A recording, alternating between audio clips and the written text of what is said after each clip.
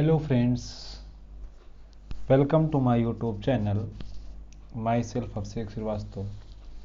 दोस्तों, works of calculation and science Bharat skill objective questions for ITI first year students series में हम part 4 की video लेकर आपके सामने उपस्थित हुए हैं, जिसमें क्वेश्चन नंबर 50 से क्वेश्चन नंबर 63 तक के प्रश्नों की चर्चा की जाएगी।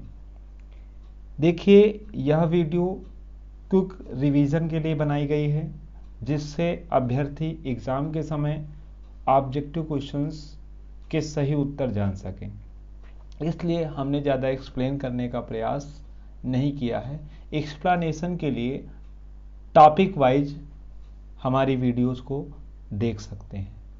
दोस्तों, हमारे इस चैनल पर जो भी नए हैं, चैनल को सब्सक्राइब करें, वीडियो को ज़्यादा से ज़्यादा शेयर व लाइक करें, जिससे हमें मोटिवेशन मिलता रहे और हम आईटीआई सीटीआई स्टूडेंट्स के लिए और अच्छा करने के लिए प्रेरित हो सकें।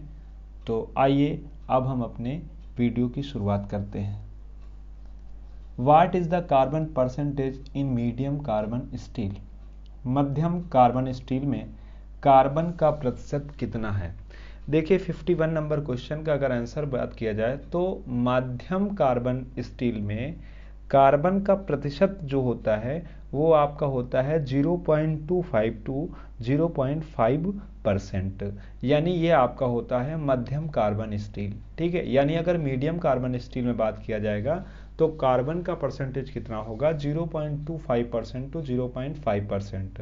बट अगर आपसे पूछा जाए कि लो कार्बन स्टील में बताइए कि कार्बन का परसेंटेज कितना होता है, तो आपको बताना है कि लो कार्बन स्टील में कार्बन का परसेंटेज 0.15% टू 0.25% होता है।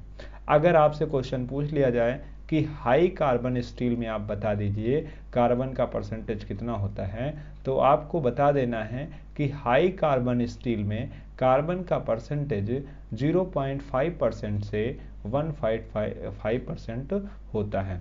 तो इस प्रकार से जो ये आपका कार्बन का प्रतिशत है, लो कार्बन स्टील में 0.15% टू 0.25% आपको याद रखना है।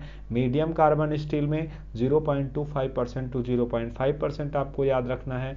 0.5% टू 1.5% किस में होता है? हाई कार्बन स्टील में।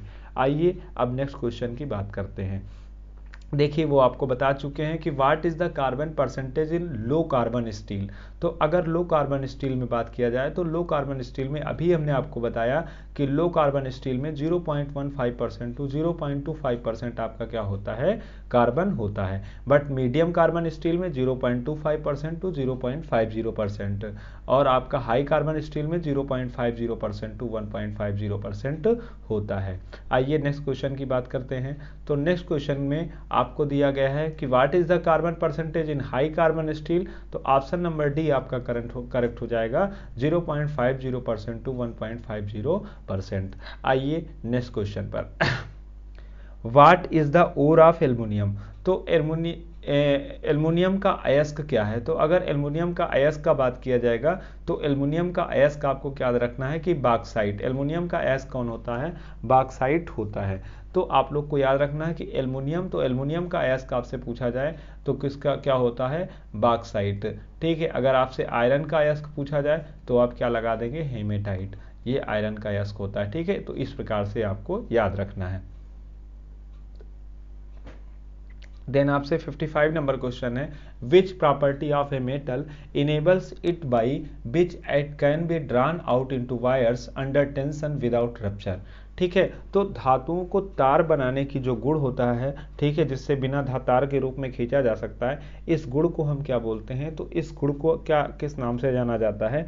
तो 55 जो है आपका, ये अच्छा सा क्वेश्चन है। देखिए, यहाँ पर क्या होती है, अगर किसी धातु को आप क्या करते हैं, विदाउट रप्चर के खींचकर तार बनाते हैं तो उसके उस गुण को हम तन्यता के नाम से जानते हैं, यानी डक्टिलिटी के नाम से जानते हैं। मैलेबिलिटी क्या होता है, धातुओं को पीट कर चादर बनाने की, मतलब पतली पतली शीट बनाने के गुण को क्या बोलते हैं, मैलेबिलिटी के नाम से जानते हैं। तो धातु का वह गुण जिससे धातु को बिना टूटे तार के रूप में खींचा जा सकता है, डक्टिलिटी के नाम से जानते हैं। नेक्स्ट क्वेश्चन की बात करते हैं, तो which among the following is an insulator. तो कापर आप जानते हैं कंडक्टर है, एल्युमिनियम कंडक्टर है, सिल्वर भी आपका क्या है, कंडक्टर है, बट माइका क्या है, तो mica is an example of insulator.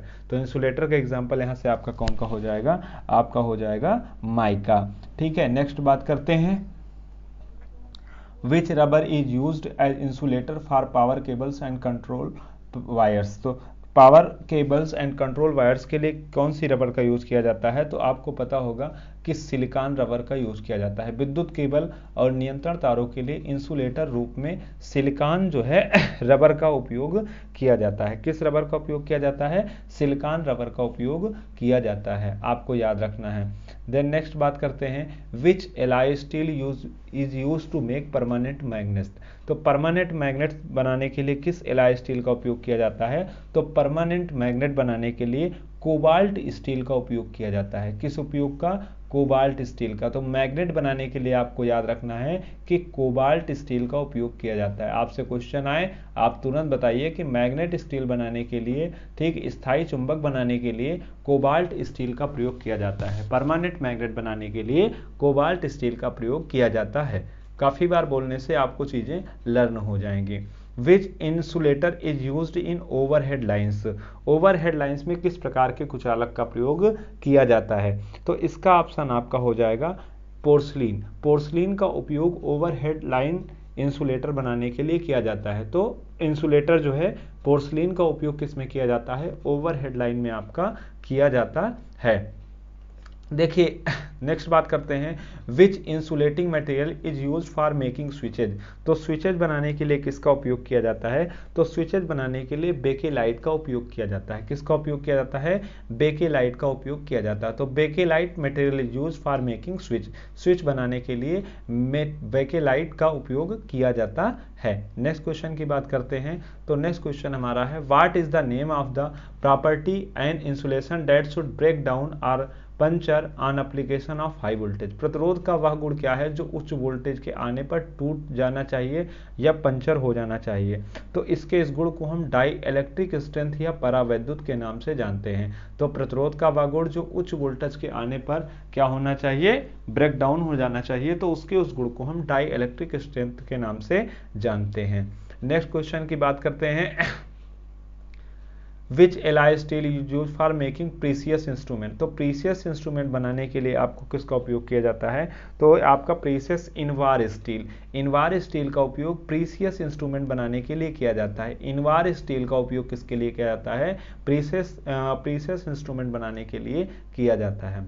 Then आपका बात करें, which steel is used for making files and cold chisel. ठीक है, तो रेती और कोल्ड छेनी बनाने के लिए किस टूल का उपयोग किया जाता है, तो हाई कार्बन स्टील का उपयोग किया जाता है। तो हाई कार्बन स्टील का उपयोग फाइल्स एंड कोल्ड चीजल बनाने के लिए किया जाता है। तो दोस्तों आप लोग इन क्वेश्चनों को याद रखिए। आईटीआई में जितने भी पेपर आ रहे हैं वो सब भारत स्किल से ही क्वेश्चन आ रहे हैं। तो एक बार आप भारत स्किल को बिल्कुल बाय हार्ट कर लीजिए, जिससे आपका पेपर अच्छा हो सके। तो दोस्तों आज की इस वीडियो में इतना ही। आपको मिलते हैं फिर अगली वीडियो में, तब तक के लिए जय हिंद जय भारत।